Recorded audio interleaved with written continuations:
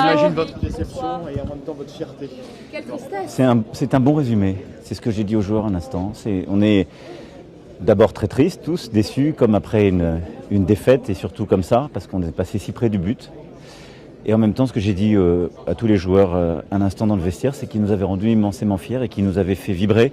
Et je pense que c'est une des plus grandes finales de Coupe du Monde que nous avons tous vécues. Mais est-ce que vous avez compris, Monsieur le Président, cette obscurité et d'un seul coup cette lumière? Ils étaient dans le noir pendant 80 minutes. Je suis ni joueur ni coach. Je suis. Mais vous êtes président. Je suis président. Non, mais je suis. Voilà, donc c'est eux qui diront, c'est Didier Deschamps, les joueurs. Moi, j'ai pas à les juger. Ils nous ont rendus fiers. Ce qui est vrai, c'est que, soyons clairs, on était très très loin à la fin de la première mi-temps. Je pense que c'est déjà arrivé. Il y a eu des remontadas comme ça, l'Allemagne en 54 ou des choses comme ça, mais c'est très rare dans l'histoire du foot. Et on est remonté formidablement. Il y a eu. Kylian Mbappé qui a fait un triplé, c'est pas arrivé depuis 1966. C'est extraordinaire ce qu'a fait Kylian Mbappé, mais toute l'équipe a eu d'un seul coup. On a retrouvé la fin. Voilà.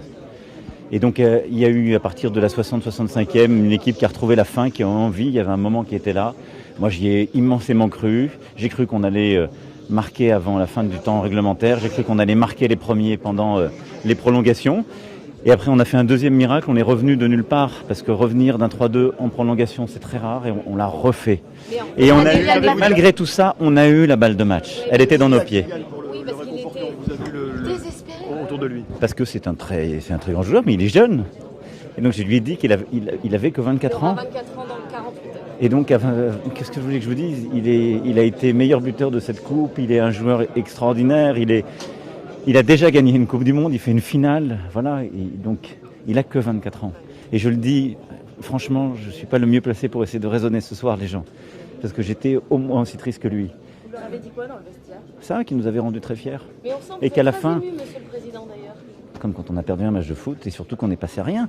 Et puis j'ai vu des gens tellement tristes à l'instant. Oui, bien sûr. Et donc, mais c'est tout, c'est le sport aussi. Et donc je félicite l'équipe d'Argentine, parce que c'est un très grand peuple de sport, c'est un très grand peuple de foot. Et que voilà, il y a des moments où on gagne des matchs mythiques au tir au but. On en a gagné, on en a perdu aussi. Moi, je me souviens plus jeune. Et celui-là, on l'a perdu, ils l'ont gagné. Donc bravo à l'Argentine, aux Argentins et leur peuple. Ils étaient là en masse. Et nous, ça nous rend triste ce soir, mais on peut être fiers de notre équipe parce que c'est très rare d'avoir, en ayant gagné une coupe, de revenir, d'aller en phase finale et de quasiment en gagner. Est-ce qu'il mérite quand même d'être reçu à l'Élysée? Mais bien sûr que j'ai demandé à Didier Deschamps de poursuivre. Je veux qu'il poursuive, moi. J'ai dit à Didier Deschamps qu'il fallait qu'il digère. Et puis j'ai surtout dit à nos joueurs qui pouvaient parfois nourrir des regrets ce soir parce que c'est très dur. Imaginez-vous pour des tout jeunes qui mettent pas le pénalty, au moins ils devaient le mettre, tout ce qui se passe dans la tête. Et donc je leur ai surtout dit, faut le digérer. Et regardez, on en a un ce soir qui en a marqué 3, qui est un immense joueur. Il est arrivé de rater des pénaltys. Il a digéré. C'est ça qui fait les très grands joueurs. Et donc on est une grande nation de foot. On est aussi une grande nation tout court, qui était derrière son équipe, qui est forte. Et ce que ce match nous dit aussi, c'est qu'il n'y a jamais de scénario écrit d'avance, que c'est toujours possible.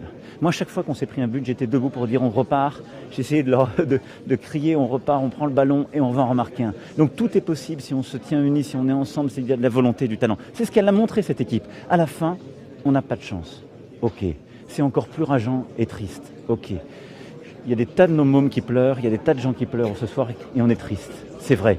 Mais elle a montré du cœur et de l'unité. C'est ça l'image de la France. Le résultat, il est cruel en réalité. Mais c'est pas, je suis pas président de fédération de foot, je suis pas dans la tête de Didier Deschamps. Enfin, Didier Deschamps, il a montré qu'il était une fois encore un immense sélectionneur. Est-ce que vous allez recevoir ces joueurs à l'Élysée tout de même? Alors demain, je serai avec nos soldats, mais je recevrai ces joueurs. Ils vont rentrer, ils vont être auprès des Françaises et des Français, descendre les Champs-Élysées. Et ils vont faire ça demain. Ça, c'est eux de dire le programme. C'est la fédération qui le dira. Et moi, j'avais de toute façon, quel que soit le scénario de ce soir, prévu d'être demain auprès de nos soldats pour faire Noël en avance, comme chaque année, et leur dire la solidarité de la nation. Voilà. Vous les récompensez. Et je serai aux côtés de ces joueurs. C'est prévu, je crois, dans quelques semaines ou quelques mois, en fonction de leur propre calendrier. Voilà. En tout cas, je veux que toutes celles et ceux qui nous écoutent ce soir et qui sont tristes, leur dire que je partage leur tristesse, mais qu'on peut être fier de cette équipe.